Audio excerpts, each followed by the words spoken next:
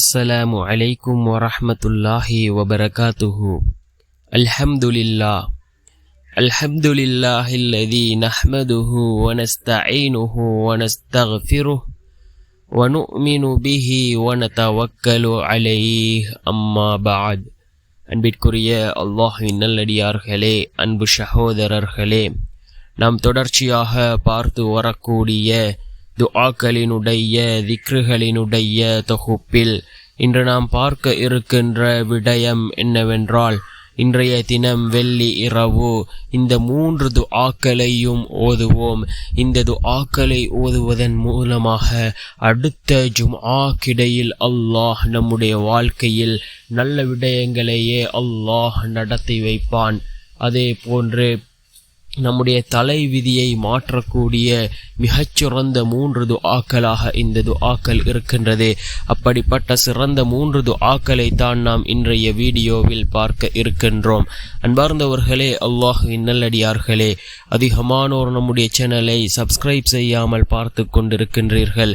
நீங்கள் சப்ஸ்கிரைப் செய்து லைக் இடுவதன் மூலமாக நமது சேனலில் உள்ள வீடியோக்கள் இன்னும் பல சகோதரர்களுக்கு கொண்டு போய் சேர்க்கப்படும்.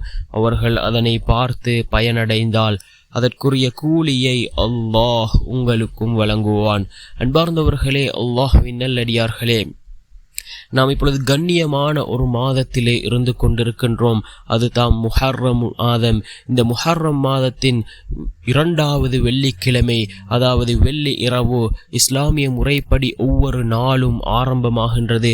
மக்ரிபுடைய தொழுகையில் இருந்து புதிய நாள் ஆரம்பமாகின்றது. அன்பார்ந்தவர்களே, இன்றைய தினம் வெள்ளி இரவு இந்த 3 துஆக்களையும் நாம் ஓதுவோம். அடுத்த ஜும்ஆ கிடையில் அல்லாஹ் நம்முடைய வாழ்க்கையில் நல்லதையே நடத்தி வைப்பான். அதே போன்று நம்முடைய தலை விதியை மாற்றக்கூடிய மிகச்சிறந்த துஆக்களாக இந்த துஆக்கள் இருந்து கொண்டிருக்கின்றது.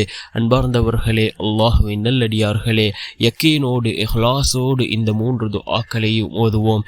நிச்சயமாக அல்லாஹ் நமக்கு பதிலளிப்பான். அன்பார்ந்தவர்களே, அல்லாஹ்வின் நல்லடியார்களே, அதில் நாம் பார்க்கக்கூடிய முதலாவது துஆ என்னவென்றால் சுப்ஹானல்லாஹி வ பிஹம்திஹி என்ற இந்த துஆவை நாம் 100 தடவைகள் ஓத வேண்டும். சுப்ஹானல்லாஹி வ பிஹம்திஹி, இதனுடைய பொருள் என்னவென்றால், அல்லாஹ்வை போற்றி புகழ்ந்து துதிக்கிறேன் என்று பொருள்படக்கூடிய மிகச்சிறந்த ஒரு துஆவாக இருந்து கொண்டிருக்கின்றது. ரசூலுல்லாஹி ஸல்லல்லாஹு அலைஹி வஸல்லம் அவர்கள் இந்த துஆவினுடைய சிறப்பை பற்றி கூறுகின்ற பொழுது கூறினார்கள், யார் இந்த துஆவை 100 தடவை ஓதுகிறாரோ, கடலின் நுரை அளவு அவர் பாவம் செய்திருந்தாலும் அவருடைய அனைத்து பாவங்களையும் அல்லாஹ் மன்னிக்கின்றான் என்பதாக அல்லாஹ்வின் தூதர் ஸல்லல்லாஹு அலைஹி வஸல்லம் அவர்கள் கூறினார்கள். புகாரி என்கின்ற நபிமொழி தொகுப்பு நூலிலே 6405வது ஹதீஸாக இந்த ஹதீஸ் இடம்பெற்றிருக்கின்றது. எவ்வாறென்றால், கடலின் நுரையளவு பாவம் செய்திருந்தாலும், லட்ச நுரைகள் இருக்கலாம், அத்தனை அளவு நாம் பாவம் செய்திருந்தாலும், யார் இந்த துஆவை 100 தடவைகள் ஓதுகிறாரோ அத்தனை பாவங்களையும் அல்லாஹ் மன்னிக்கின்றான். மிகவும் சிறிய ஒரு வசனம், சுப்ஹானல்லாஹி வ பிஹம்திஹி என்ற இந்த சிறிய வசனம். இதனை 100 தடவை ஓதுவதற்கு 5 நிமிடங்கள் கூட ஆகாது. ஆனால் இவ்வளவு பெரிய பலனை அல்லாஹ் இந்த துஆவிலே வைத்திருக்கின்றான். கடல் நுரையளவு பாவம் செய்திருந்தாலும் அத்தனை பாவங்களையும் அல்லாஹ் மன்னிக்கின்றான். 2வது துஆ என்னவென்றால், சுப்ஹானல்லாஹ் அல்ஹம்துலில்லாஹ் அல்லாஹு அக்பர். சுப்ஹானல்லாஹ் அல்ஹம்துலில்லாஹ் அல்லாஹு அக்பர். இதனுடைய பொருள் என்னவென்றால், சுப்ஹானல்லாஹ் அல்லாஹ் தூயவன், அல்ஹம்துலில்லாஹ் எல்லா புகழும் அவனுக்கே உரியதே, அல்லாஹு அக்பர் அல்லாஹ் மிகப்பெரியவன் என்று பொருள்படுகின்றது. இதனுடைய சிறப்பை பற்றி ரசூலுல்லாஹி ஸல்லல்லாஹு அலைஹி வஸல்லம் அவர்கள் கூறிய பொழுது, ஒவ்வொரு வார்த்தைக்கும் தர்மம் செய்த நன்மை கிடைக்கும் என்று கூறினார்கள் ஸல்லல்லாஹு அலைஹி வஸல்லம் அவர்கள். முஸ்லிம் என்கின்ற நபிமொழி தொகுப்பு நூலிலே 118வது ஹதீஸாக இந்த ஹதீஸ் பதிவு செய்யப்பட்டிருக்கின்றது.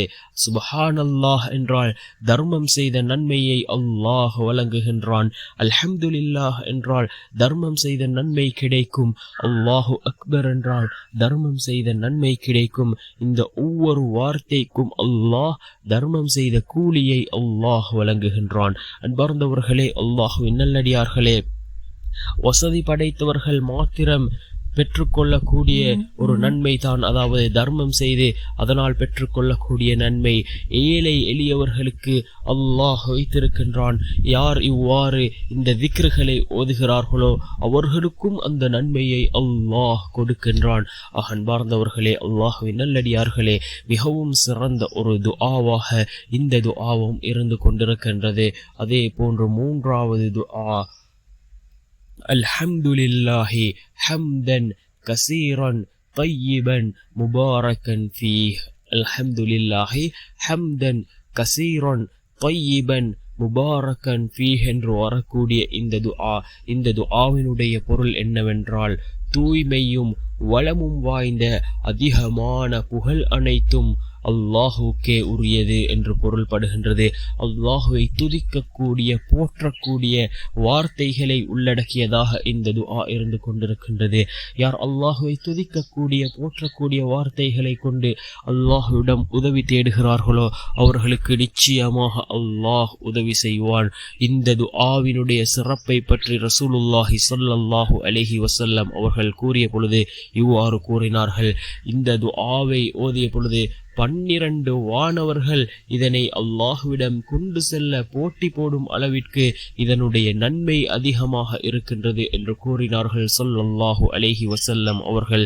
முஸ்லிம் என்கின்ற நபிமொழி தொகுப்பு நூலிலே 1051வது ஹதீஸாக இந்த ஹதீஸ் பதிவு செய்யப்பட்டிருக்கின்றது.